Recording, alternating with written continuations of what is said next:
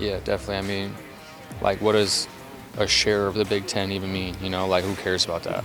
So we got our business to take care of, and we're ready for it. Well, Max, despite already locking up a share of the Big Ten West crown, doesn't seem that anybody is satisfied just yet. Yeah, Michael, but I also think that's a good thing. Sure, it's awesome that with how hectic this season has been, that we at least get a taste of winning the West, but this season's still far from over, Michael. Yeah, Max, and Nico just talked about it. What does winning a share of the Big Ten West even mean? You want that whole thing. Yeah, I don't just want a slice of the pie this Thanksgiving. I want the whole pie, Michael. Yeah, I'm a big pie guy, so I'm right there with you. But hello, everyone, and welcome to the Daily Iowans Weekly Pregame Show and your number one source for Hawkeye sports. I'm Michael Merrick. And I'm Max Von Grease, and today we're going to break down everything that you need to know before the kickoff. Now, Max, winning the Big Ten West outright seemed like it was about to be locked up, but with the recent news of Iowa's comic book hero corner, Super Duper Cooper DeJean, suffering a lower leg injury during practice, and he'll be out for the remainder of the season because of it. Max, just how big of a blow is this to Iowa? Well, Michael, I think that obviously it's a big blow to this program. Cooper has kind of been the knight in shining armor for this team. Whenever the team needs a big play, it seems like he's always there, ready to make something happen, and now the Hawks will have to lean on someone else. I'm just a little confused, Michael, as to how the injury happened. If I were the Iowa coaching staff, specifically towards the end of the season, I'm doing everything in my power to make sure that Cooper does not get injured, especially with how many other players have gone out with injuries this season. I would have made sure that he's wrapped up with bubble wrap. Yeah, Max, they must have been out of bubble wrap in Iowa City. It's a sad thing to see him go down, but this just adds to the long list of Hawkeyes already injured this season. Iowa has lost a ton of talent this year, including starting quarterback Cade McNamara and both starting tight ends Luke Lachey and Eric All. Well, Michael, let's just hear what Kirk Ferentz had to say about losing his star cornerback and star punt returner. There are certain things you just can't avoid, and this is a deal where his foot was planted and he twisted it in a way that something had to give. So it's just unfortunate because he's one of the better players I've ever been around, and does it in such a quiet, graceful way. But boy, I tell you, he's one hell of a football player, and he's a great young guy, just a tremendous guy. But boy, talk about getting to play football. Well, it's tough to lose a star like DeJean on defense any time of the year, but this offense did finally start to get going a little bit this past week, Max. Yeah, Michael, they certainly did. Deacon Hill and Brian Ferentz seem to have gotten in a rhythm together offensively for what seemed like the first time all season, Michael. Yeah, Max, Iowa put over 400 yards of offense in their 22-0 shutout. They could have put up even more points if they didn't have those untimely turnovers in the red zone. Max, if they can keep up this momentum, they might be able to punch that ticket to Indy with a win this weekend. It's time for the Hawkeye Highlight, and you weren't here last week, so I heard that you're doing double trouble when it comes to your highlights this week. Yeah, double trouble, Michael. I've got two, and for my first Hawkeye highlight this week, it's going to be star linebacker Jay Higgins. Higgins is a tackling machine. The Dick Butkus Award semifinalist has 121 total tackles on the year, and 51 of those are solo tackles. He also has an interception and a forced fumble, and we all remember that goal line stand in Wrigley a few weeks ago, and it was spearheaded by Higgins. Wherever the opposing offense tries running or throwing the ball, I'm going to guarantee you that Jay Higgins will be in on the play and ready to make a huge tackle. Yeah, guys, it might seem like an easy pick to choose Higgins, but I chose him this week because with the news coming out about Cooper being out this week and the rest of the season, someone on the defense is going to have to step up and let everyone else know that the defense will be okay without Coop. Although they play different positions and a lot of what Higgins does kind of goes unnoticed, he is the star of this defense now. I believe he'll step up and lead this Hawkeye defense against Illinois this weekend and the rest of the season. And for my second Hawkeye highlight, I'm going to stay on the defensive side of the ball, and I'm going with defensive end Joe Evans. Again, with the news breaking that DeJean being out the rest of the season, other players on this defense are going to have to step up. And I understand that Evans and DeJean play different positions, but now that Cooper is out, Evans could certainly step into the role of being the turnover kind of guy. Normally with this defense, turnovers are from the secondary. Cooper DeJean, Sebastian Castro, they're getting the interceptions, but I have a strong feeling that Evans will get in the backfield and cause absolute mayhem. Go get the ball, Joe. Coming off the edge, I could see some strip sacks this weekend from the Ames native. I hear Collins in the newsroom with his highlight, and you're going to the offensive side of the ball, aren't you, Colin? Yes, that's right, Max, I am. And my highlight of player to watch this week is going to be Caleb Brown.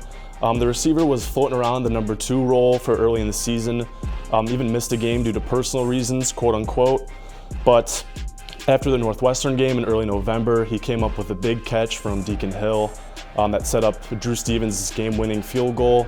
And then just last week, we saw him against Rutgers. He had a big touchdown, 2 rushes for 20 yards, and a handful of receptions that really propelled the Hawkeyes to the win. And so this week, I think we can expect that with him being so largely responsible for some of those wins, to step into an even bigger role this weekend and kind of propel that offense towards a Big Ten push. Thanks, Colin. That was some great highlights from everyone right there. But now it's time for the breakdown of Illinois.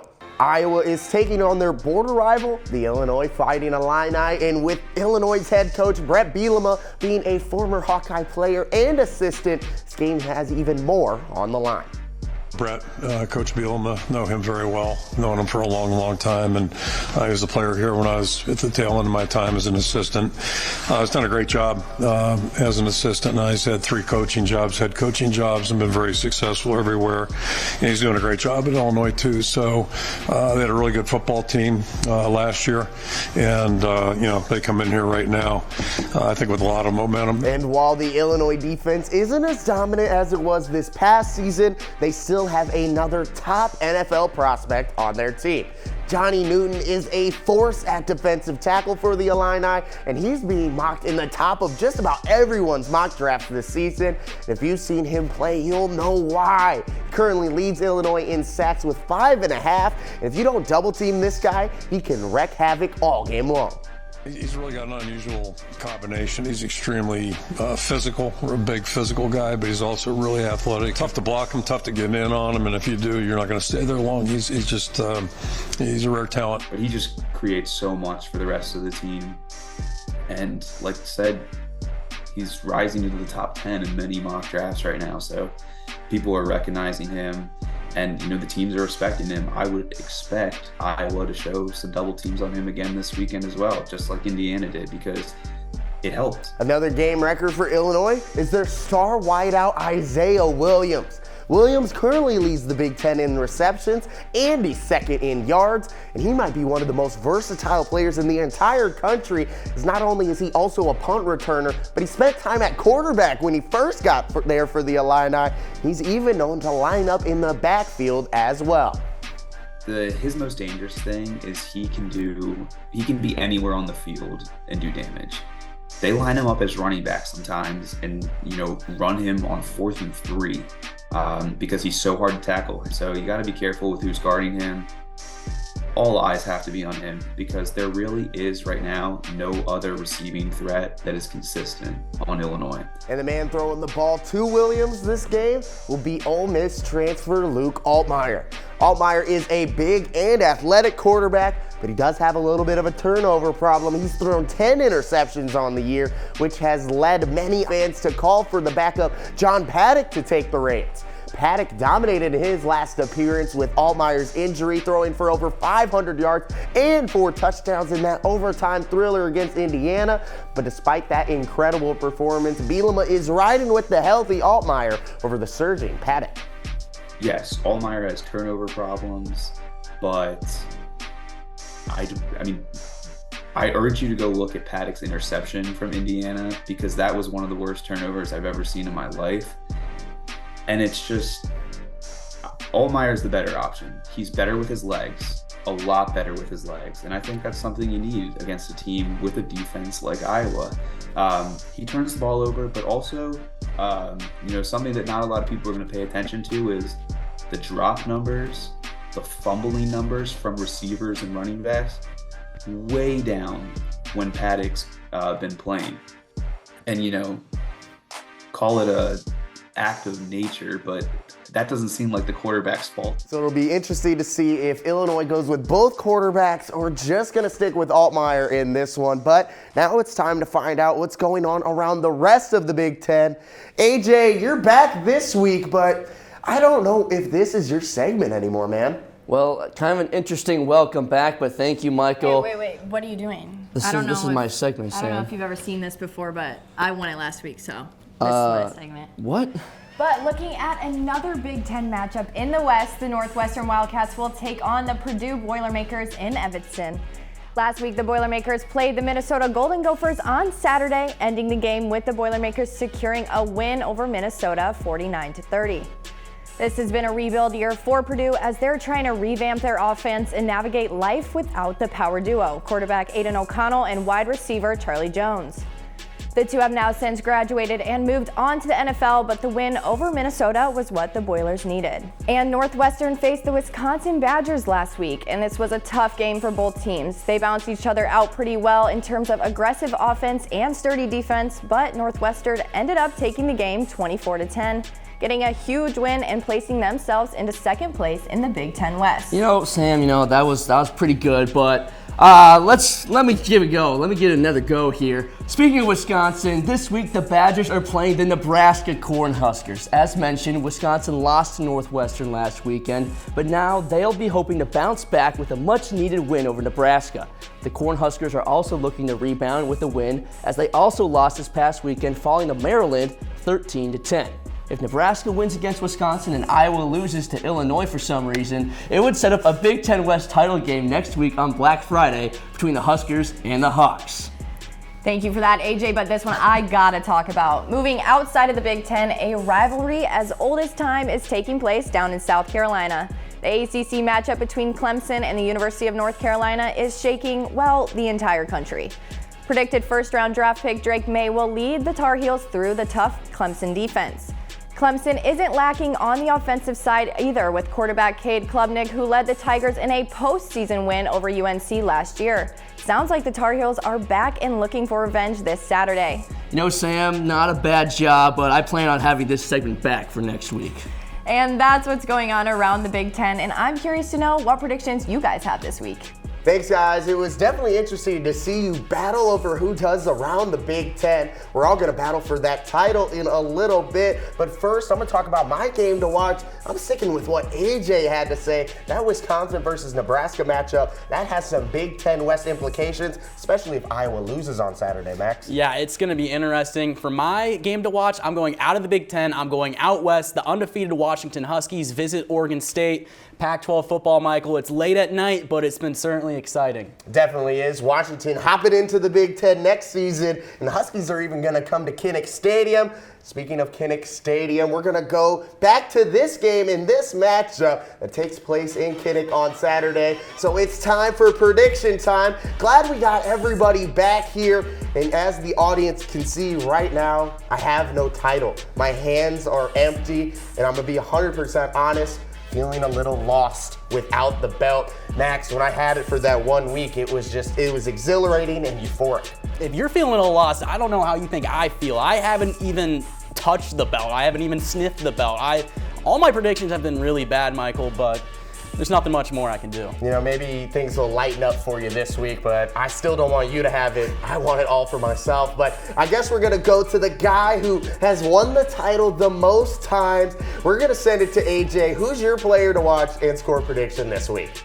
All right, it's time to get my title back and my segment of the show back from Samantha. So listen up, ladies and gentlemen. The real champ is back. Starting with my player to watch, it's the big man under center, Deacon Hill. Coming off his best performance in his collegiate career, I expect him to only grow. But this offense all of a sudden became a unit that fans can rely on to score on any given drive. And with that being said, I expect the Hawkeyes to roll over the Fighting Illini 21-9 and punch their ticket to the Big Ten Championship in December. Now, Sam, I know you have the title right now, but after that baller prediction, don't expect to have it for much longer. Yeah, AJ, I know you would love to have your spot back on the show, but let's be real, we know that's not going to happen. Okay. For my player of the week, I'm taking Jazz Patterson. I was ready to see him play against Rutgers coming off an injury, and he did just that. He had 9 ball carries against the Scarlet Knights and even ran a little 4-yard rush into the end zone to put the Hawkeyes ahead. And for my score prediction, I'm doing 17-7 with the Hawkeyes coming out on top against the Fighting Illini. And Colin, what do you have coming up this weekend? This weekend, my player to watch is going to be on the defensive side of the ball. I've got Quinn Schulte. Schulte is the definition of a football player. Go take a look at his high school resume for the Xavier Saints. He's in his second year now, starting at the free safety position for the Hawkeyes, and he's their unsung hero.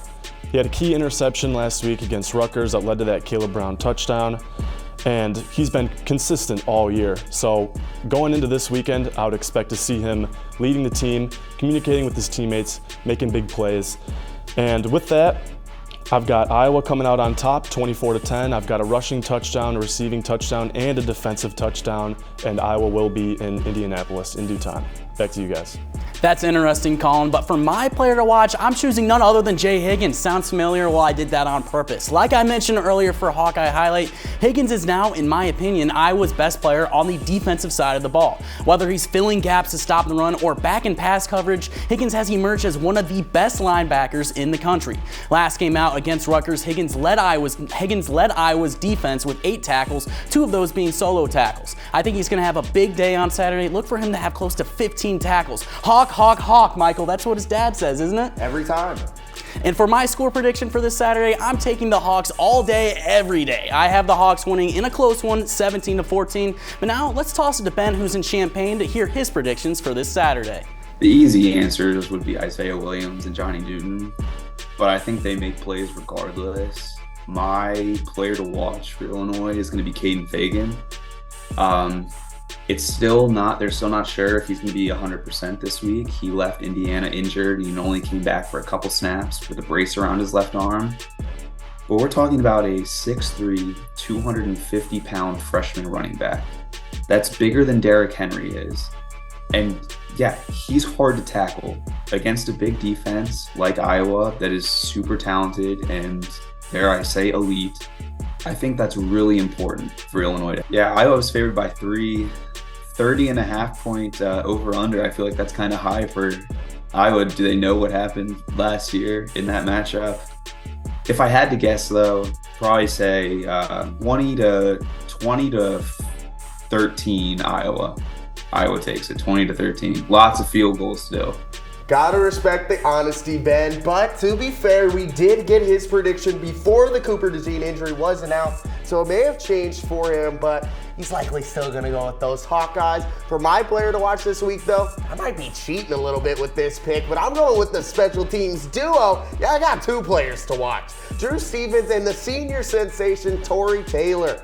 Last season, these 2 teams finished an entire game with 0 touchdowns. And I think there will be a touchdown this week, but I think it's going to be another game that is won by the special teams unit. And I just couldn't pick one of these guys, as both of them have been crushing it all year long. My final score prediction, though, not too different from last season matchup between these 2, but I got Iowa winning this one this year, 13-10. Hawks may have found some rhythm on offense, but Illinois has played Iowa tough each of the past few seasons, and I just don't see the Hawks lighting up the scoreboard tomorrow. I mean, that's crazy, Michael. With a high-powered offense like Iowa's, you don't think they could light up the scoreboard? You know, it's an over-under of about 30.5 points, which feels like a ton now to Iowa fans who just have the new record low each and every week.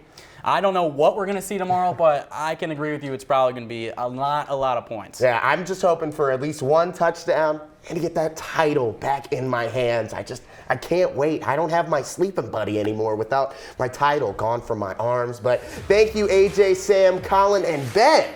And a special thanks to you for tuning into another edition of Before the Kickoff. Be sure to check out the Daily Iowan website and YouTube for all your latest on Hawkeye sports. And from the University of Iowa, I'm Max Von Grease. And I'm Michael Merrick, and have a wonderful weekend of football, everyone.